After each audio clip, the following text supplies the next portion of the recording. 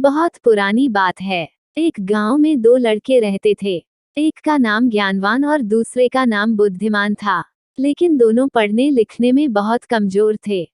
दोनों के माता पिता उनको लेकर बहुत परेशान थे। उन्होंने ज्ञानवान और बुद्धिमान को अच्छी शिक्षा देने के लिए बनारस भेज दिया। ज्ञानवान और बुद्धिमान ने बनारस में कुछ वर्ष रहकर अध्ययन किया। अब दोनों ही अच्छी शिक्षा ग्रहण कर विद्वान हो चुके थे। विद्वान होने के साथ ही उनमें इस बात का घमंड भी आ गया था कि वे बहुत विद्वान हैं। हर जगह दोनों ही अपने को अधिक श्रेष्ठ और दूसरे को नीचा दिखलाने का प्रयत्न करते थे।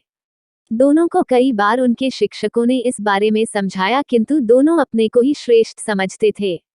शिक्षा खत्म होने के बाद दोनों को बनारस से अपने गांव वापस लौटना था।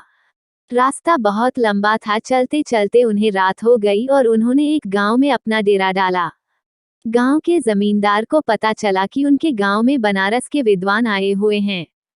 जमींदार साहब ने दोनों विद्वानों को रात्रि विश्राम और भोजन के लिए अपने घर आमंत्रित किया।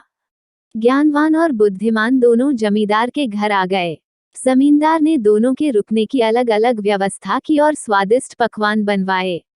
जमींदार पहले ज्ञानवान के पास गया और हालचाल जाना। जमींदार पहले तो ज्ञानवान से बहुत प्रभावित हुआ, किंतु अपने घमंड और बुद्धिमान को नीचा दिखाने के लिए ज्ञानवान जमींदार से बोला, बुद्धिमान तो नाम का बुद्धिमान है।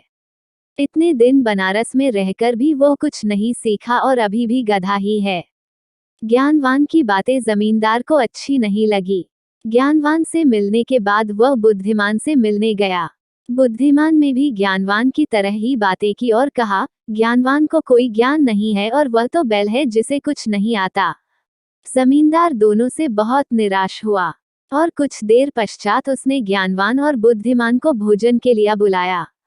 दोनों भोजन के लिए आए और जब दोनों को थालियां परोसी गईं तो थाली में घास और भूंसा था।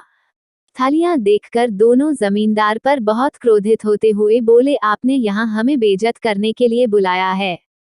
क्या हम कोई जानवर है जो आप हमें भूसा और घास खिला रहे हैं? जमींदार हाथ जोड़कर बोला, मान्यवर, आप विद्वान हैं और मेरे मेहमान हैं। मेरा उद्देश्य आपकी बेइज्जती करना नहीं है।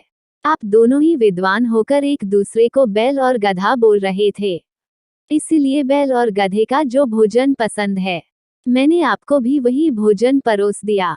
जमींदार की बात सुनकर ज्ञानवान और बुद्धिमान को अपनी गलती का एहसास हुआ और दोनों ने एक दूसरे से क्षमा मांगी और जमींदार को धन्यवाद दिया। जमींदार ने भी दोनों को स्वादिष्ट पकवान खिलाए और दोनों की खूब आव भगत किया। शिक्षा कोई कितना ही बड़ा विद्वान क्यों ना हो, अगर दूसरे को नीचा दिखलाने का प्रयत्न करता है तो उसे भी नीचा देखना पड़ता है।